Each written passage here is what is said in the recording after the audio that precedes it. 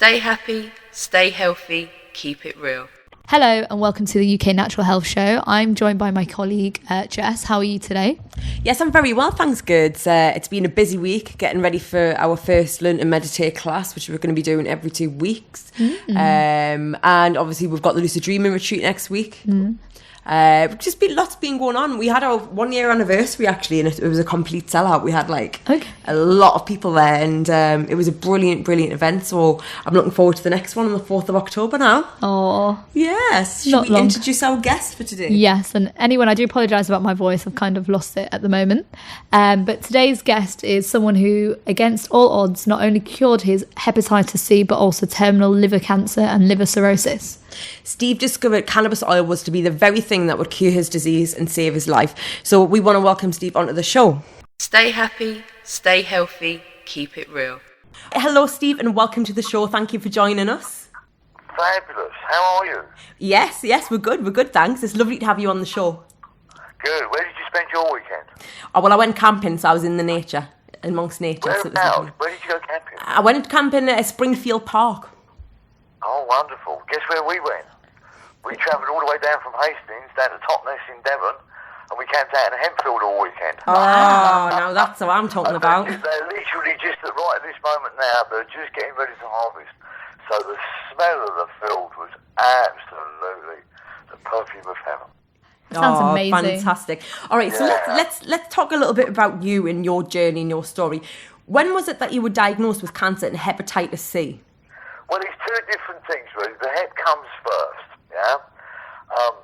The Hep C was really administered. You have to excuse me because I lost a lot of my teeth through cancer. And I haven't put my top plate in today, so I have to reform my words. So please excuse me.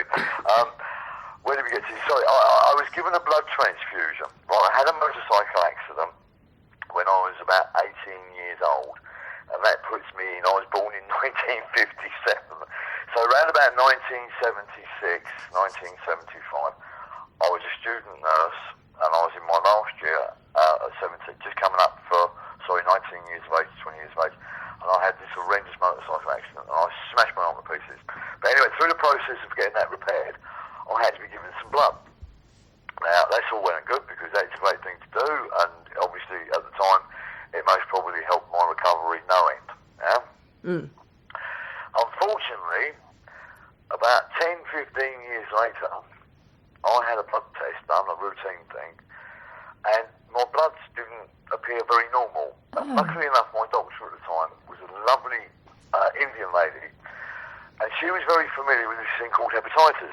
In our country, or in Europe, in the 70s, the late 70s, early 80s, we wasn't really aware of this problem, yeah? But she picked up on it, which was very good. Most probably saved my life at the end of the day. And she sent it off, and it basically come back. She had me sent up to King's College Hospital, which was the liver specialist hospital, and I had to have a liver biopsy up there, and I had what they call hepatitis C. I was one of the first diagnosed of this, yeah? Wow. They didn't know too much about it then, to be quite honest, back in the 80s.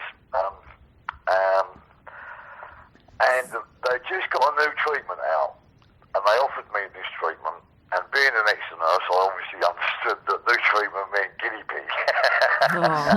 But I don't mind being a guinea pig. Honestly, if this is a fair chance of doing something, why not? Yeah. Anyway, we talked this treatment over, and I decided against it, because at the time, you see, with hepatitis, it doesn't really affect you. Yeah? It's one of those things that you can put off till tomorrow, foolishly enough. Yeah. So another whole heap of time goes past. Yeah. And I'm obviously getting a bit older, and we all start wearing out.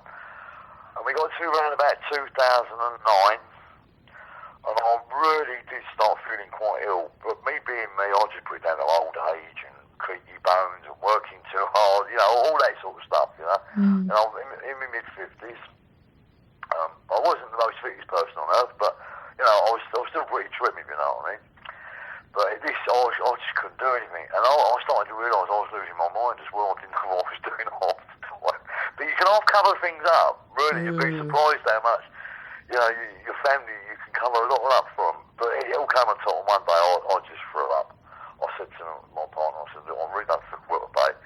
I was laid in bed for a couple of hours, and I went to the bathroom, and I just brought up what was basically nearly 3 kilos of blood and guts. I thought that killed me. I couldn't actually breathe. Well, it was all coming up. It was so much. And one, seeing all this in the bath was really shocking, but what was shocking is I couldn't get my breath. Yeah? And I thought that was it. I thought, I thought, I'll have it, yeah? But it was all quite quick, so it don't really matter too much. Anyway, I got over that, and I got taken to hospital, and loads of tests later, and basically, my liver had just, my spleen had burst, and the hepatitis had been hiding in there, because you see, hepatitis lives in the body for sort of 20 to 30 years before it really starts affecting you. It's a silent killer. And unfortunately, it's a bit of a baby boomer one, because you see, these blood transfusions they were giving back in the 80s in the blood. And if anybody goes and checks it out, there's a thing called Tainted blood. There's a load of information on it. The information was put up by the Haemophiliac Society. Because unfortunately, in the 80s, lots of haemophiliacs were going down with HIV and all sorts of them funny blood diseases that were around. And one of the things that was coming up was this hepatitis C. That a lot of haemophiliacs were like not sharing partners' needles or anything, yeah? And they couldn't work out why there was such a high percentage of haemophiliac sufferers in the UK that were testing positive for these things, and especially AIDS back in the 80s, because unfortunately and stupidly enough, it was put round as some sort of gay disease, really gay disease, and we fell for it. Until somebody was wise enough to sort of think, hold on a minute, it's not quite right. And when they started checking it out, the haemophiliacs were doing what they were, and it all led back to the blood was being sold by the Americans, and it was coming out of a jail from Arkansas, and they were buying the blood off of death row inmates and knifers. Oh, Lord. And they get money for that, you see, them, and that's why they're earning money. But also they double cash them, because they pay them also to test drugs. Now, I suppose when you're doing life, you have a different attitude on life. If you're on death row, you can have a completely different attitude on life, you know? And I would imagine, I don't know, I believed in the film when the documents they made, they didn't even know what they were being injected with, yeah? But unfortunately, some of this stuff was like AIDS and hepatitis. And these diseases live in the blood, and they're transferred by blood. So it contaminated all this blood. So there's a whole heap of people out there at the moment, especially in my age group, that are finding out they've got hepatitis C. That's what a baby. And worldwide, the figures are going mental, because it's an epidemic. On top of all the other epidemics we've got another one that's really there. And again, the government don't want to say too much about it, because it's one of them that happened 20, 30 years ago, and it's actually their fault for not checking the blood. Because obviously we believe that our National Health Service would do things like that. So are you saying what they've actually done was they were testing things on inmates in America? Yeah. And obviously the inmates didn't have a clue that they were being given AIDS and all of these diseases. It doesn't seem so, but again, it really doesn't matter whether they knew or whether they didn't know. They did it. And that blood was then sold on, and that blood was then sold into the world market for blood transfusions. You know, Steve, it's interesting you're saying that, because I produced a documentary a few years ago about hepatitis C, and one lady I interviewed in Scotland, she caught it from her dentist because they were using unsterilised equipment. Yeah. So there's so many different ways that people get it. Yeah, you see, but once hepatitis is in the blood, and it can live in dry blood for up to 90 days. Now, I don't know if you heard that, right? I didn't know it can live in dried blood for 90 days. So, like, say, I'm not picking on nail bars, but say somebody like me went into a nail bar when I was hepatitis C and not even knowing it, and a drop of blood had ended up on the scissors, even from like hairdressers, or a razor, or a toothbrush, even at home. Yeah.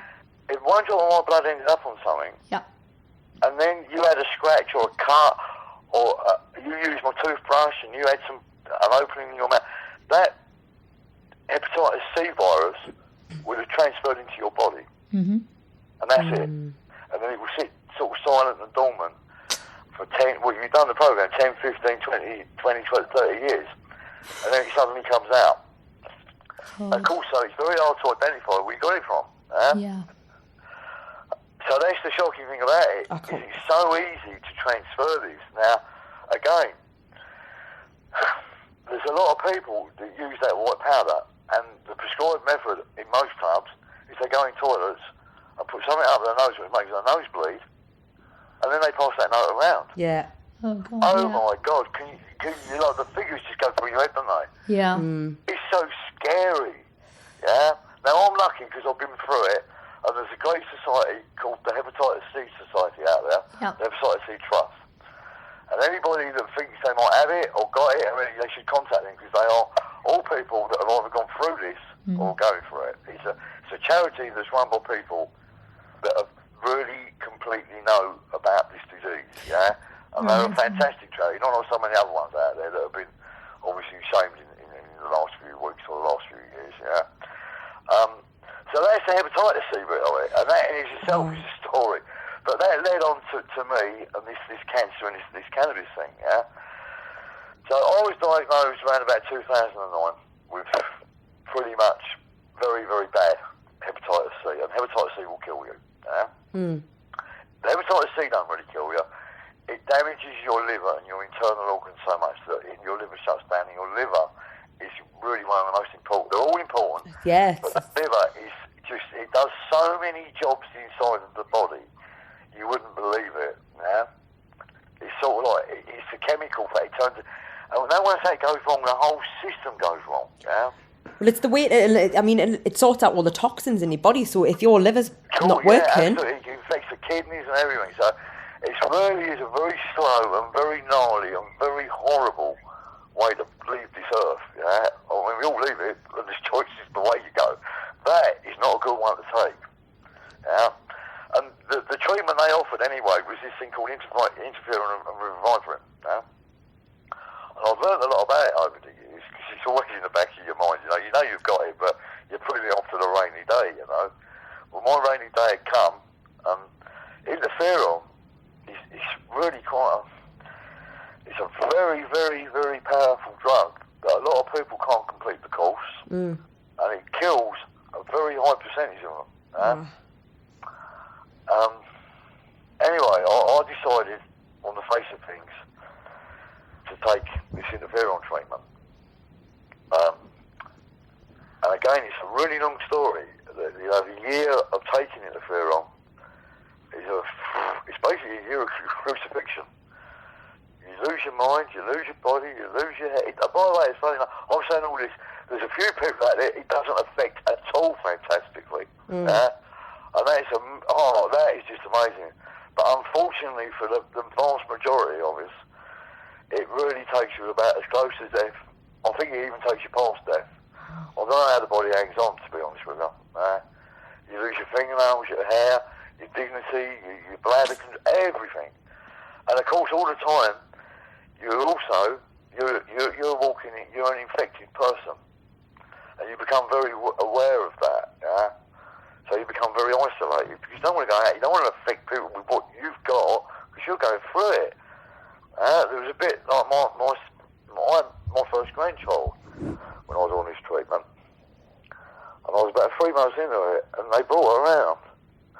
And I was bleeding from fingernails and my skin and stuff, yeah. And my son, bless him, he gave me this baby. Oh. My baby, my grandchild, my first one. Oh, Steve. And I couldn't hold her. I just couldn't. Oh, bless you, man. And he was really sad, yeah. I mean, he had a soul, and he knew that he had the confidence that, but I couldn't go there. And I did hold her a few times after that, but I couldn't, if you know what I mean. He made you like that. He didn't want, if your loved ones want to give you a cuddle when you was feeling really shit, you shied away from them, you know, because you're just thinking you're a walking, infected, horrible piece of shit. And that drug makes you feel like that, so you don't feel, you know, when you wake up and all your teeth falling out, and your hair falling out, you've gone yellow, and you lost all your body weight, that ain't the best day in the life, you know what I'm saying? But anyway, look, we won't dwell on that too much. And moving on from there. Steve, what type... I got through it, funny enough. Yeah, I actually survived it. And and you have to wait 3 months for the test. And we're coming up now, November the 11th, on 3 years ago, I was just coming up for the end of my treatment. I had one more injection of this nasty, horrible drug to take. But I call it horrible and nasty, but in a way you have to love it, because when you inject it into yourself, you know it's making you ill, but you've got to tell yourself you love that drug because it's going to make you better. So it's a very strange thing that goes on in your head, that you have to take something that's going to make you so ill. But in a sense you've got to say, thank you for doing that, because making me ill is actually making me better in the medical world that we used to live in. So that was December time. November 11th, the doctor, I was rushed into hospital and all my systems were basically breaking down. There was nothing left to do. The doctor came in, or my sister came in, and she said, she just talked to the doctor, and he said that he don't think I'm going to really make the next 48 hours. And with my head on my heart, I'll be honest with you, I was quite pleased with that. Because I'd had enough. So in a way that was like, okay, it's over. We've had a go at it, but we've lost. I'm going to lay down now and take it on the chin sort of thing. Well, some miracle, and that was the miracle, I actually managed to get out of the hospital. Don't ask me how, but I did, alright? I don't know if it was the hand of God, or me just being so bloody stubborn and pig-headed I refused to die, or whether, just I was the lucky one. Whatever it was, I got out. And I survived up until 3 months later, and I went back to get the tests, of course, you're very apprehensive, right? And I wasn't feeling well, Don't think because you take the treatment and it's fixed your own fixture. You've just been through it. The treatment itself takes a lot of repair, But you go out there with your hand, in your pocket, you think, well, I'm here, what's going to be the result? And lucky enough, my result came back, I cleared the hepatitis. Whoopee, bloody do. It's been worth it, Wow. But in the next breath, you see, we say cancer, it had gone to end-stage liver cirrhosis, which kills more people than cancer. With end-stage liver cirrhosis, there ain't nobody comes back. It's worse than the Spanish Inquisition sort of thing. You've had it, So, like, the one hand you've just been giving a nice day, on the other hand, you just take it away again. Oh, mate. Steve, so what was going through your head at this point? Because you just jumped out of the frying pan and into the fire? I actually found it quite funny, believe it or not, because it was that sort of it's like, whoa! And now I popped it back again. It was that complete Shakti Shiva crash and burn sort of thing, It's like, wow.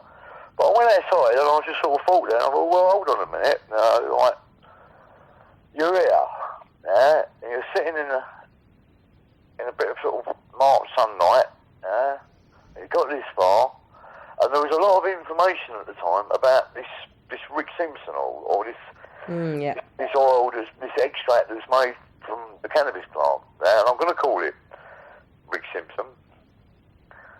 It's not a trademark by Rick, but Rick has done an awful lot of work. He's amazing. Over the years, and a lot of persecution, and even his own country wanted to put him in jail, of making sure that people know about this medicine. And it's a biblical medicine. He basically I'm not saying he copied the recipe, but that recipe was pretty much the same recipe that O'Shaughnessy used, who was the doctor for Queen Victoria. And he prescribed, that's pretty much the same gear. And it was the stuff that Eli Lilly was making in America up until 1936. In fact, there was 136 registered massive companies in the States making this tincture. 136. And I've seen a picture of one of the warehouses. It's just this vast warehouse with vats, massive vats that men could drown in, making this goo-up, this what we call Rick Simpson protocol oil. This oil that all the people say that it don't work, and all this government, our government, say that it ain't got no medical value in it. Right? Well, it has. We've got proof of it. We've had proof of it for thousands of years. People would care to actually pick up the medical books. And we've got modern day proof of it. We've got real, undeniable, totally proven, researched, peer reviewed.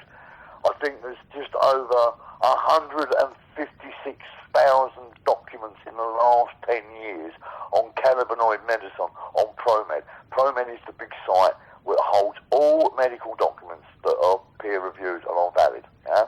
There's more research going on this plant, and it's all coming back incredibly positive than any other drug, plant, or anything else on this planet. Yeah? You have people like me walking about that were at end stage something or the other, and basically we've come back from the dead. Yeah? And there's not one of us. Steve, sorry. There's more and more of us every day. Yeah? We know it works. Now we've got the science to prove it. I've always saying to people, is give it a go. Because, in my opinion, it works. And I've seen it work on all sorts of things. Yeah? Steve, there's nothing you don't seem to cure. we're going to talk a bit about the cannabis oil in a moment, but I can you just explain to everybody about when you got told about you had the liver cancer? Yeah. Did you know about the oil at that point when you got diagnosed? I did. I had been following it, you see, but for hepatitis C, there wasn't a lot of information. But that's the point. For cancer, there was. So I'm sitting out there, and also as well, I've been involved in this hemp industry, in the agricultural side of it, since 1993. So I was quite au fait with cannabis as such, but not this medical side or the recreational side. I've been involved in the agricultural side. So it wasn't a word that was dirty to me, it was like a good word to me. And I thought, hold on a minute. I sat at the bus stop that day, and I thought, right, I'm going to have a pop at this oil now. Yeah? I got myself back home, and I've done some proper research on it, and it was all looking good. And I thought, well, one thing we ain't got is I ain't got any stock in England. It's highly illegal. And also, I'll be honest with you, I was ready for dying. Yeah? I didn't want to live the way I was anymore because I couldn't do much. So by a bit of luck, I managed to drag myself off to India, where I spent a lot of bits of my life, and I've always loved being in India. Yeah? They've been my magical bits. And I thought to myself, if I'm going to die, rather than die up the Conquest Hospital with a tube stuck up my arse and pissing in a bag and all that nasty stuff, I'm actually going to take my life to Goa, and I'm going to pick myself a nice sunset, and I'm going to take my life in my time where I want to. And I even told my children that, and I said, Dad, that's fine, you know, we understand that. But I went there as well with that in mind, but also as well, I'm going to have one more go. So I got out there, and bless you, but I got to Bombay Airport, and my feet hit the ground. I was on a Zimmer frame. Honestly, I was about just over 7 stone. Oh.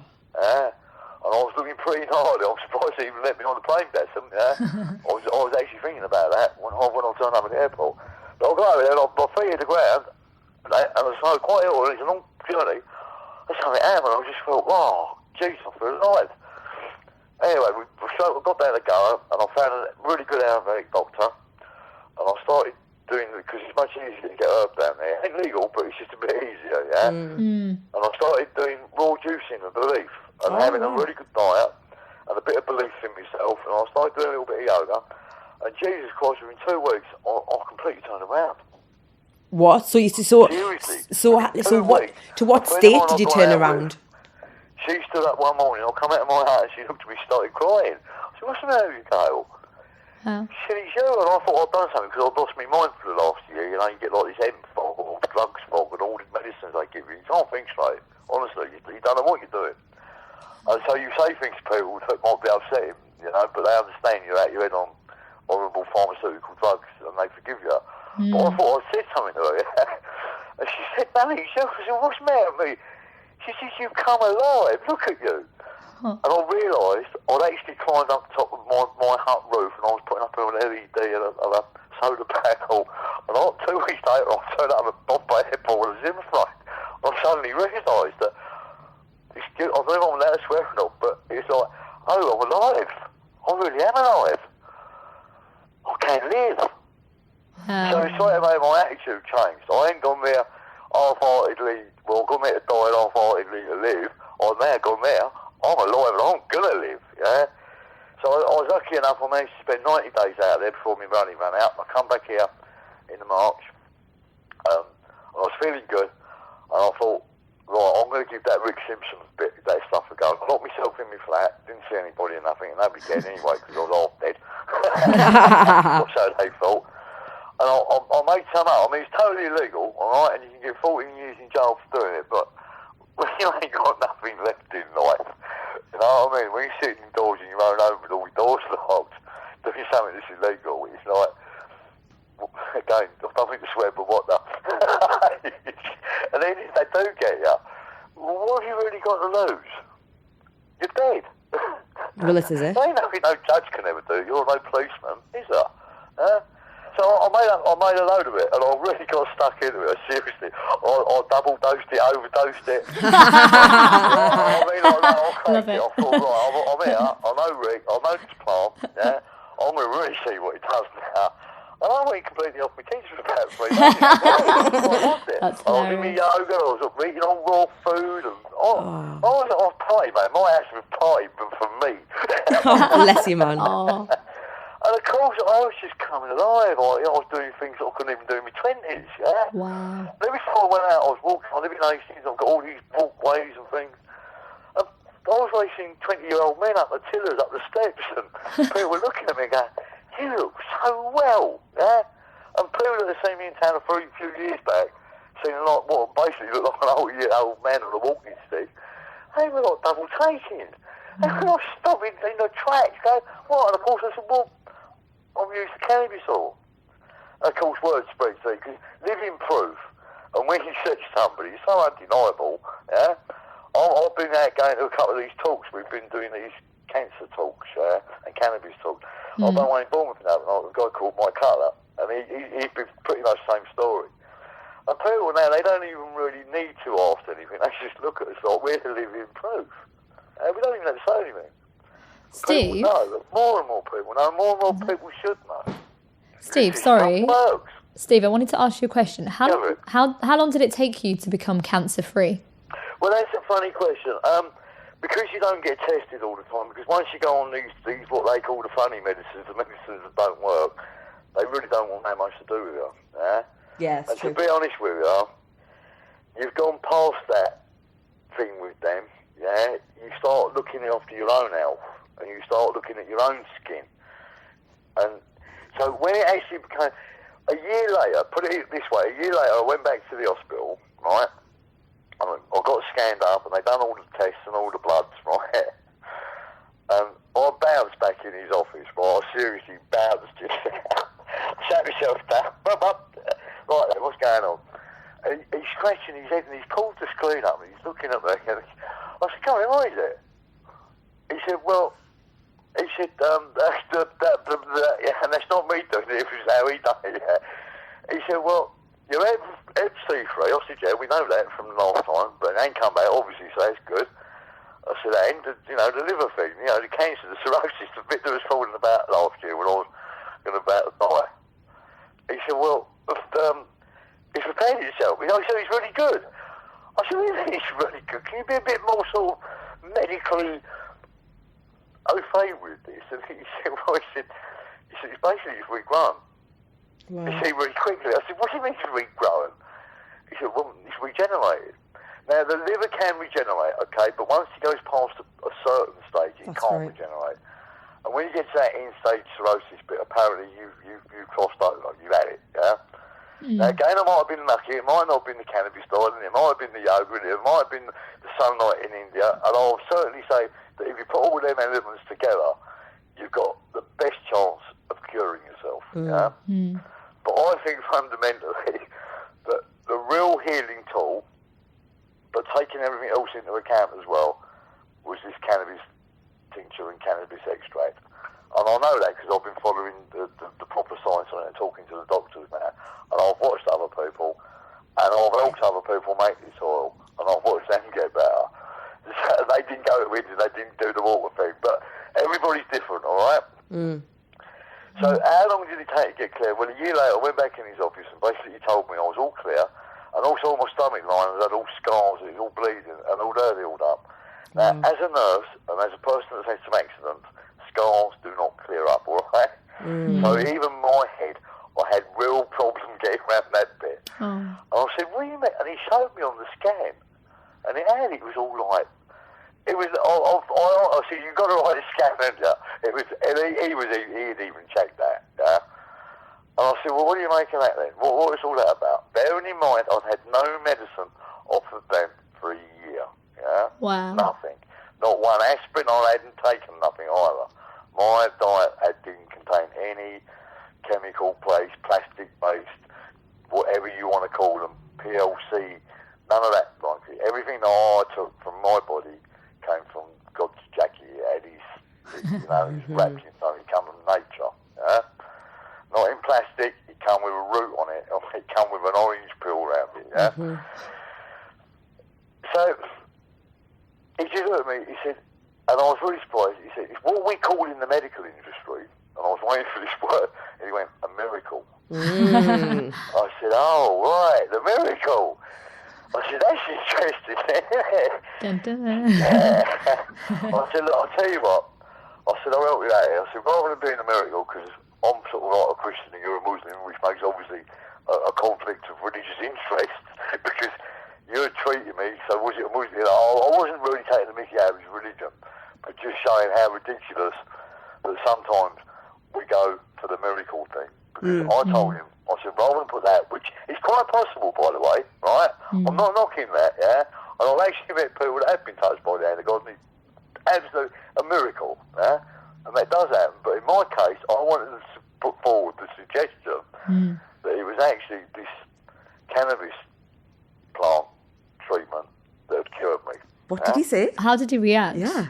Well, he sort of looked at me and he laughed, because, right, the way the doctor in this country that don't know something about it, they might make it out that they don't, but they do, because the Lancet, the medical journal, and the BMA, the governing body, have done lots of talk on this, and a lot of the major research that's gone into this plant, right, the good research, and the research has come out positive, yeah, because all good research comes out positive on this plant, funny enough, yeah, it's come from the UK, right? Now, we go on to the politicals in a minute, but do bear that in mind, that some of this great information that's being used in other countries where this plant is totally legal and healing people legally is basically UK university taxpayer funded info. Right? And we move on from that cure thing. So I said, put cannabis oil on my medical notes. And he says, I can't do that. I said, now listen here, son, I'm 56 years old. So my medical notes, you will put on them what I want on them. And he said, well, I can only put that you're a cannabis abuser. No way. That's So I said, ridiculous. all right, you put me down as an abuser, because if this is abuse, I'm up for it. Yeah? And he said to me, how much do you take every day? I said, 10 grams. I need 10 grams a day of this medicine to keep me like this, regenerating, being fit, being healthy, yeah, and being vibrant. So he put the 10 grams down. And I said to him, right, I said, now look, you're a liver consultant. This is what you do for a living. You're seeing people like me coming in here. That's what your day's work is. And I said, you've just seen one of us come through your door that, as you said, is a miracle. And I said, you now need to go back home and in your own time start looking up this endocannabinoid system. And he looked at me, what endocannabinoid system? He said, what's that? I said, mate, it is the largest system inside of your body and you don't know nothing about it and you're telling me you're a doctor. That's like you telling me that you don't know I've got a brain or an arm, mate. Which it is, because the endocannabinoid system is the largest system inside of your body. Now, them being doctors, you would think they'd know about that, wouldn't you? Well, you would. know about that, wouldn't you? Right? They don't. Right? Now, that basically says to me that they should all stop practising tomorrow until they find out about it, because I think that's dangerous. Yeah? The largest system in your body and the medical profession in the UK don't know about it. Steve, what is... Now, do you honestly, seriously, do you find that slightly a bit worrying? That when you go to your doctor, whatever he's going to treat you for, he hasn't taken into account the largest system in your body. Steve, sorry. Endocannabinoid system. And every cell in your body, every cell in your body contains either a CB1, a CBD, or an RGGG5. You won't have even heard of that name, there's a new one that's come out. Right? Now, without that functioning, it's very hard to cure anybody of anything. Wow. Because that's the base engine, and that's the one you've got to get right. And when you get that right, everything else starts falling in place. Now, we get back to this bit about how long it takes to cure cancer. I told him that about 2 months later when he wrote in my nice letter about Mr. Danks, and he's all tidied up, and funny enough, his liver's grown back and rubbish like that. At the end of it, he said, Mr. Danks is a cannabis user. Because really, if he had gone home and done his research, he couldn't, no way, in any shape or form, in his own consciousness, put abuse. Could he? No, he couldn't. Because he'd just done all the research. And when people go online now and tap in Google about this cannabis stuff, they can go to universities or Stanford, they can go to Madrid, they can go to 7 or 8 universities in the UK and see the research that's been put up. It's undeniable. It's completely undeniable. And if anybody that tries to say that it's not right, basically they're either lying or they are completely and utterly stupid, yeah? And you shouldn't even listen to them about any subject, yeah? So they can't get that one right. They ain't got an open help, yeah? Steve, About anything else right. why can't the government acknowledge the fact that cannabis oil can heal cancer? Well, can heal cancer. Well, they have acknowledged it. You see, they have, because they have a company in the UK that produces and manufactures this. Which is quite interesting, isn't it? You see, So where they're putting the medicine? The stuff that they've got and grow for some particular reason, because they grow and do it, that it's somehow a medicine. And because they've got their name on it, it's medicine. So who were they giving that to? It's not true. Huh? Who were they giving it to? Who are they giving that to then? Because they're not giving it to the people that need it. Well, they are down in Wales now, and heard unfortunately this. as well, because this chemical PLC company don't actually know what he's doing, instead of giving everybody what they need, they've decided to they've taken a few bits out of the plant, mixed it up with a local alcohol, which is no good to people with liver diseases, or if you're a Muslim, by the way, which is quite a big percentage of our lovely country now. And they're nice people, and due to their religious beliefs, they don't take alcohol. And I don't blame them either, actually. I think that's not a bad idea, you know, talking about much at the moment with all the alcohol abuse going on, and how much alcohol kills people, and how much it's costing the national health system, through end-stage liver diseases and all the problems it's causing on our streets every day, and they fund that. But with this other thing, you see, they don't want to do that, and they don't want to give it out willy-nilly, and the one that they've got, one, is no good for me. Two, if I took it off of them, right, it would cost the government £1,000 per day to give me my 10 milligram What? of very, very, very, very low quality cannabis medicine.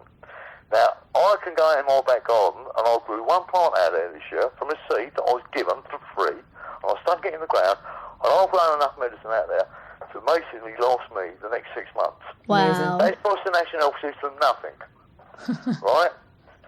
And the only thing it's going to cost the UK taxpayers is if the police come down here, arrest me, which they're quite welcome to do, you know, they're under law, they can do this, take me to court, all the money that's going to cost to take me to court, they can imprison me, and all the money is going to cost the UK taxpayer to keep me in prison, where I will die. So it will cost the UK taxpayer money to bury me, all because the government don't want me to grow my medicine in my back garden. Because They would rather you, the taxpayer, if they was available, which it is not, because they won't give it out on the national health system because it's too expensive, it would cost you, going to work a day, part of your tax money would be paying £1,000 a day to keep me alive from a plant I can go out in my back garden for free. That's Now, if that ain't ludicrous, and if that ain't stupid, and if that ain't economics, I don't know. Well, if people are running this country, if that's the sort of economic policies they're taking, it's no wonder we're broken out. Yeah. it's crazy. Seriously, Steve, this has got away from even healthcare. This is talking about finances. Now, everybody in this country, our government keeps telling we're in austere times and we should all cut back. Well, here's a good idea, right? Let us all, us patients out of time. Don't do nobody no harm. We ain't selling it to kids. I wouldn't sell it to kids anyway, right? Because that's none of my business. All I want to do is sit home, meditate, raw juice, get on with a better life, help the planet, because I've got a little bit of life back in me now, so I'm giving people more information about what I learned over sort of 18 years, not taught by the government, but all self-funded, about how to use agricultural hemp, which is legal, which can be turned into a myriad of things, yeah? which is totally it's economically viable, it's sustainability viable, it's got 1,000,001 brilliant. You can replace fossil fuels, you can replace tree power. I can go on and on and on forever.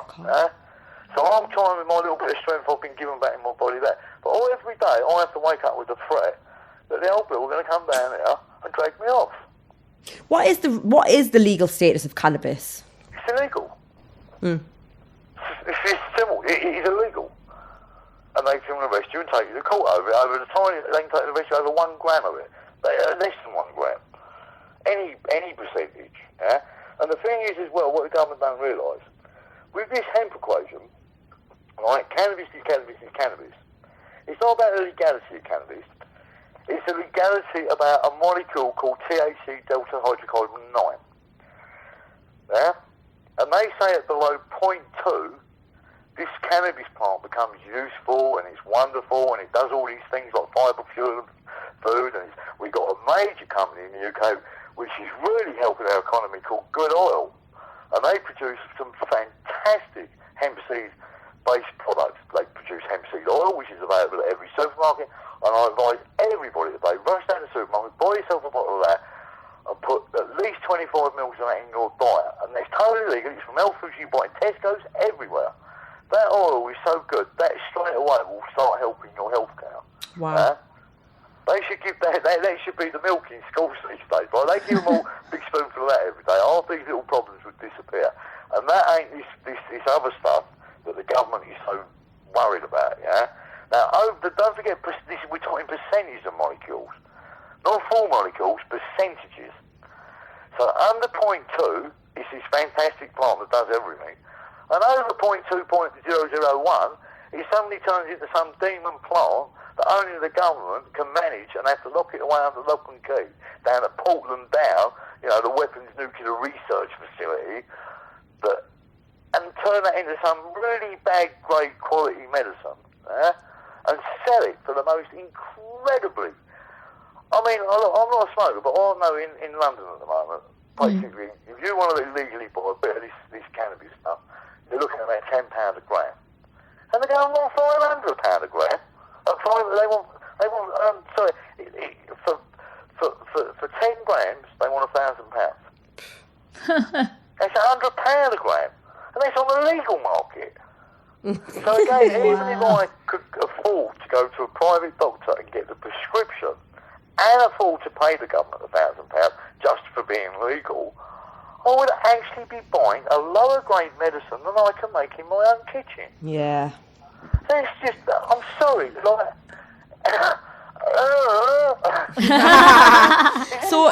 So how psychoactive? It's like, I could look, I know this sounds daft, right? If everybody went up, and by the way, they don't need a change in the law in England.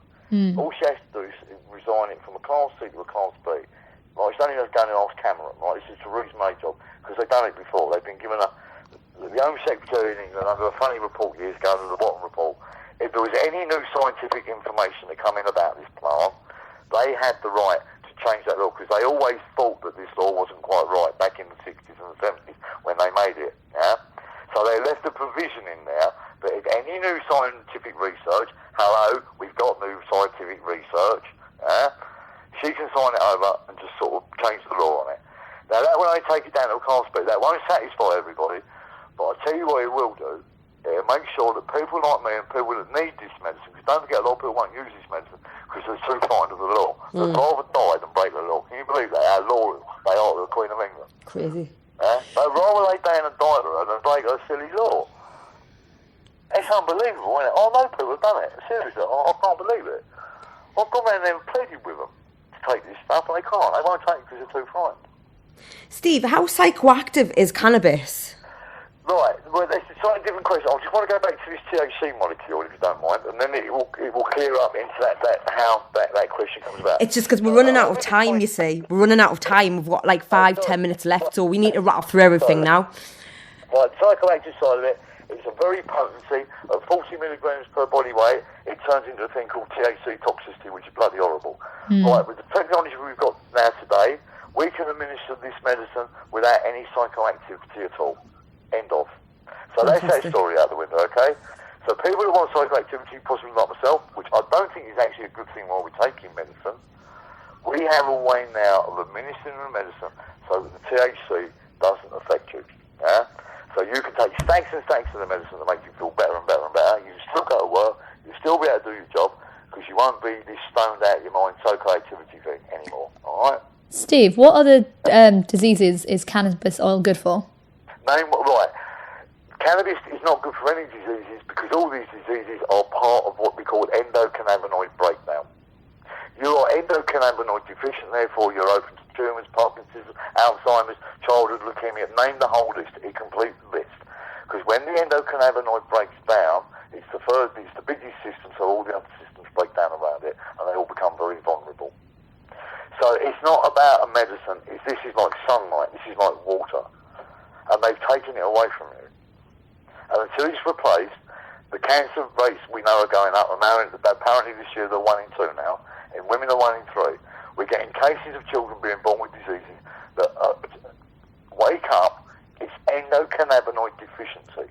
And this is why it's such an effective what we call medicine, which is not a medicine, it's a food, by the way. When it goes inside of people's body, straight away their bodies are fed, straight away their bodies start to regenerate and repair themselves.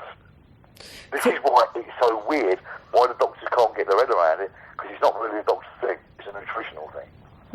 You want to initially look at it as a nutritional deficiency, and it only comes from this plant. And you take it without the psychoactivity side of it. Yeah? Psychoactivity is for people that like to get stoned on it. It is what it is. It's a recreational thing. In fact, THC is another conversation you can phone me up on. THC is actually man-made. Right. I can explain that in another interview if you like. So THC is man-made. Cannabis is legal, has been, always will be, and it's been legal in the UK since 1993. cannabis is legal? Cannabis is agricultural hemp. Sorry, could you just clarify that, what you just said there? Cannabis is legal because cannabis is agricultural hemp. The only difference between the agricultural hemp and what they call the high-grade one is a molecule called THC. Right, so you're saying basically that there's different... That's fact. That's fact. I'm not saying cannabis is legal because you can go and get a license to grow what they call agricultural hemp. So if it's agricultural... If it's agricultural, you can't get in trouble for that? Well, the only difference between your agricultural plant and the one that they grow in Ireland is a molecule called THC. Oh, wow. And THC is actually man-made, but that's another conversation. Yes, and we're running out of time, and I want to try and get the rest of these questions in. I want to talk a little bit about your charity, Steve, because I think it's really important that people know about this. We have a charity called Hempworks Charity because there was nobody out there, they were all poor buzzers like me.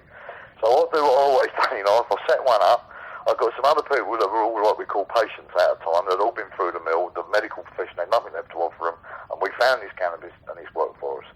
So a whole little group of them got together, and they formed a charity, which I've now left because I'm quite outspoken in my views about how this plant should act, and the charity is completely above board.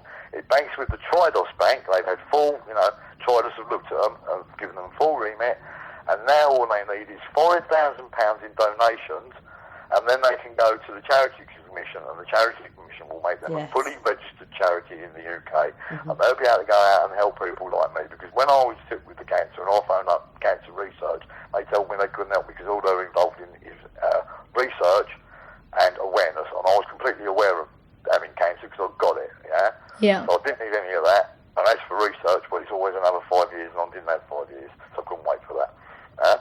So as far as I'm concerned, that was a complete waste of time. I can't even see why they can still collecting money telling people about cancer because everybody's got it 1 in 2. So you tell me, you go and find me somebody that ain't got it. So what's the point of putting money in their collection box, right? There's other charities out there, Hepatitis C Trust, that need your money. There's our brand new one that started up. Right, we can't give out the medicine because, as I say, Theresa May won't let us. She still wants you to go and take chemo at £1 million or £2-3 million, or she wants you to buy her cannabis off of her for like untold extortionate prices, that don't even work. We're trying to raise awareness. We're trying to help people in need, and we will do everything in our power to help people like us. We're a working charity, Go to our website, have a look at what they do. Steve, what's your website? The website is the HempworksCharityUK.org. HempworksCharityUK.org. They're all over Facebook. They're on Twitter. They're very, very approachable. They've got lots of great information. Everything they put up is peer-reviewed and science-led. And there's none of this commercial stuff going on up there. We are patients at a time. We're trying to do something about it. Because our government ain't. All they're doing is letting us die. And not only letting us die, they're persecuting us with the law. So we're in a double bubble here, right? One, Double bubble. We're in trouble mentally and physically, right, a lot of us, because not everybody's got through the cure. Two, we can't get stock in this country. I have people phoning out all day long, pleading me to make them medicine. I can't because I ain't got it. If I got it, I would. I don't mind about breaking the law. It's gone completely past that now. Because if saving people's lives is being a criminal, well, fuck it, I'm a criminal. I'm a criminal, right? Oh, mate. So, where can we see more of you? I mean, you're going to be at Gathering of Minds, aren't you? I'm coming up to see you. Like, where are you? I've got a terrible room. I've still got a bit of 2nd of November, you're going to be at Gathering of Minds giving a talk on cannabis oil. Right, I'm going to be there, and look out for me. We're doing Raw Fest in London, at Olympia. You're doing Veg Fest? Veg Fest, sorry, at the Veg Fest. Mm-hmm. Just keep looking for it. And if you want us to give us talks, contact us, because I'll go anywhere as long as you can get me there. Put me up for a night. Just pay me extra. I don't want no money off you. And even if there's a bit more, I would only give it back to the charity anyway, because I don't want money. I want life. And this is life. I want to be able to share what I know about this plant to help stop other people suffering. And I ain't no big do-gooder. It's just how it is, all right? And Steve, what kind of advice could you give to somebody who is suffering from cancer or hepatitis C? Get on the net, go and have a look, do your research, get hold of the medicine, grow your own and take it, repair yourself and get this stupid law changed. Oh, mate. It ain't doing nobody no favours. It ain't doing me no favours. It ain't doing people that are sick no favours. It ain't doing the police no favours. It ain't doing the prison service no favours. It ain't doing the court service no favours. And it's actually making a mockery of our government.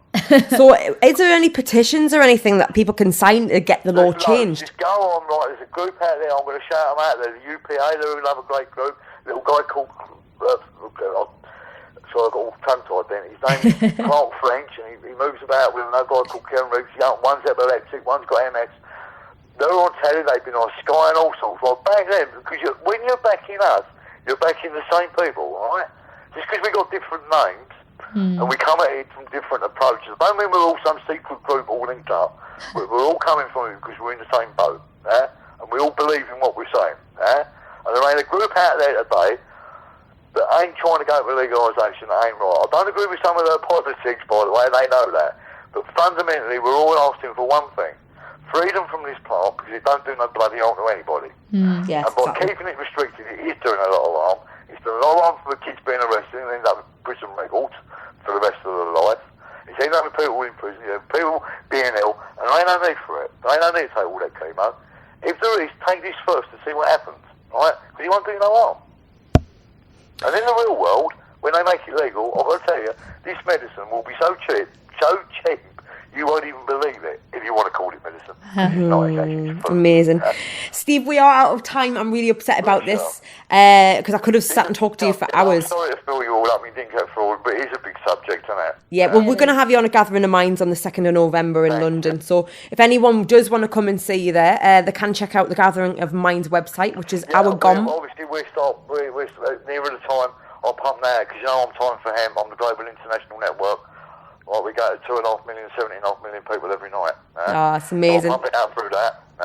Plus all our social media networks we've got going, we push it right out. Lovely, thank you. All we need now is for people like you. Thank you for giving me the voice.